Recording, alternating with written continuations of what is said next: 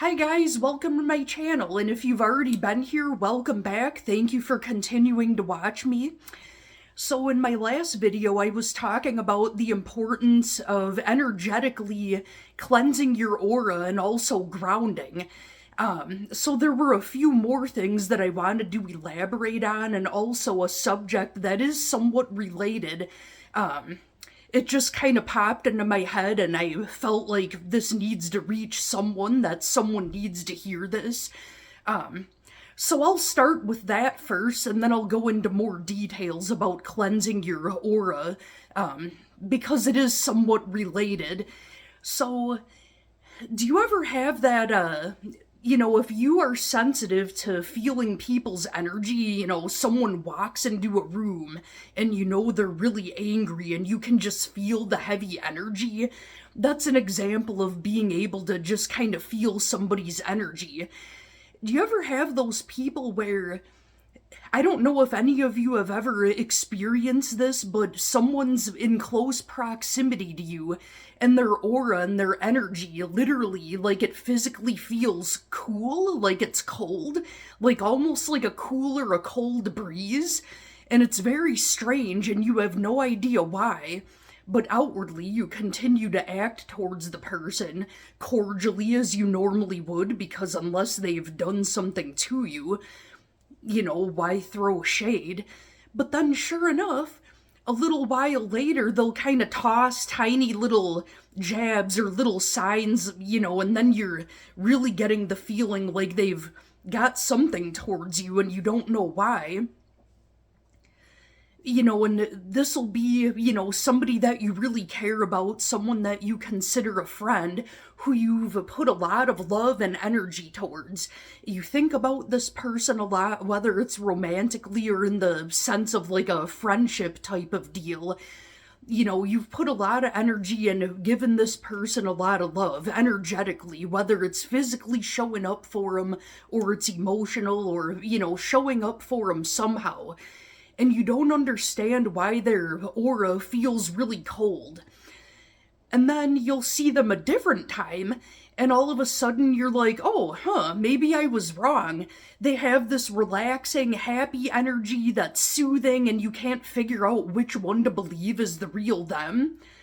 Believe the one that's cold, because I can explain, at least this is my theory on why their energy all of a sudden feels happy and soothing and warm. That's you. All that warm, loving energy that you put towards that person that was stuck onto them, that's the universe extracting your own energy back out of this person and pulling your energy back towards you. Those happy vibes that you were feeling, those are your own vibes being returned to you, not intentionally by the person, but by the universe. And of course, I would say that time will tell with most situations and the truth reveals itself. Look back on situations that you've had where, you couldn't figure out which person was the real them when it came to whatever individual in your life that you were kind of questioning. How did it turn out? Most likely it'll be similar to that situation. So that being said, this also, cleansing and grounding your energy is important to do it on the regular, because any bad energy or bad vibes or like a cold aura that you felt, you have to keep your energetic field cleansed and protected to keep you focused on you and your own path. So I'll elaborate. I did talk about some crystals, mostly white and clear crystals that are for cleansing, such as clear quartz, Herkimer diamond, white calcite. I know there's tons of other ones, and it's not limited to just that. And you can Google and do your own research, and most importantly, work with whatever crystal feels the happiest to you. If it feels good and if it feels powerful to you, that's the one that clicks with you, and that's what you should stick with. And then grounding crystals, that's most of your black crystals. Black tourmaline especially seems to be a good one. Obsidian as an extra bonus also helps reveal the truth. it kind of guides you into asking the right questions. And even if you're not doing the asking, just being on alert in general and observing, it makes you more aware of the energy around you and where you need to pull back. And also onyx.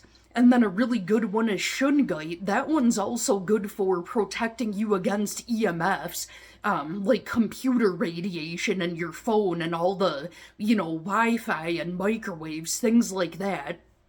Another one that I totally forgot to mention, and I can't believe I forgot because it's one of my absolute favorites. This is like an all-purpose, all-around crystal that I think is great for energy, period. Amethyst, good old classic amethyst. Me personally, I like the ones that come in a cluster form like this, and this one's a nice, juicy, dark, grape jelly looking piece of Uruguay amethyst. That one's my favorite. Tumbles, I'm sure, are fine, but even if you get a tiny little piece like this that's, only this big, there's something about that cluster and that sparkle it just feels like it cleanses the energy of a room, and it helps you have better conversations. It also helps you sleep. Its energy reminds me of the scent of lavender. Everybody's different. It's different for everyone, so do what feels good to you. It's cleansing and it's grounding and protective. It's just, if you're gonna have any one stone, I would pick amethyst. Some other things for cleansing, besides doing a sage smudge. So there's Florida water. I don't know if you've ever heard of it. You can pick it up at most of your local metaphysical stores. You can buy it on Amazon. So just a quick overview of this. I didn't really hear about it until maybe within the last year. So originally in the 1800s, it was men's aftershave. And as people started using it, they noticed things would happen spiritually.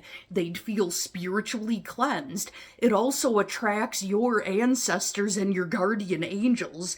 There's also the heavy-duty variety, Peruvian Florida water. It's a little more expensive, and it has a little bit of a hint of a vanilla-y sweeter smell. It's very alcohol-y. Be careful around flames. You can put it in a little sprinkles in your laundry. Spiritual baths are a very important way to cleanse, which led me to this. Sprinkle a little bit in your bath water, especially use Epsom salts, and whatever bubble bath you want of your choice. I feel like bubble baths with coconut oil in it, or that's mostly coconut oil based, something about it, I feel like it's very cleansing and resets your energy. Another great way to take a spiritual bath is, if you get your Bluetooth speaker in there, you can look it up on YouTube, find some meditation music that's connected to whatever goal you have or clears whatever blockages you have. Like, let's say you want to drop toxic relationships. Look up healing music, maybe either for the heart chakra or stuff for removing negativity. It's all over YouTube. You can find it all over the place. Also peppermint, lemon, you can put it in a diffuser or whatever scented candles you're using. White candles are especially great for purifying the energy. Intention is the most important. Think about the goal that you're trying to set. Whatever trauma it is you're trying to clear. Maybe you think you have a crappy diet and you're trying to get rid of, unhealthy connections to the foods that you're eating. It can be anything. Your whole and process your trauma. You're gonna feel the crappy feelings about the food or the people or whatever it is. So sprinkle some of that in your bath water. You can put crystals in there, your white crystals or rose quartz, something that's for self-love. And the important part is visualization. You can throw some herbs in there. You just do what you have to do to make it yours, and it feels amazing. And then, for grounding, you've got your black crystals. And I think it's a good idea to ground your energy after you cleanse. That's when you go to your comforting sense and, like make some coffee afterwards, have some yummy creamer that you like. And if you're trying to be healthy, use either a healthy alternative or drink your coffee black. Dark chocolate, this is what I'm talking about. You can get it in the raw cocoa form, but for quick, easy bites, throw a few in your work locker. Throw a few in your car if it's not during a season where it's gonna melt. So this is, like it says, 92% cacao. You want at least 60% or higher. If you make shakes in the morning or whenever, keep a powder of the raw cacao, to use for that.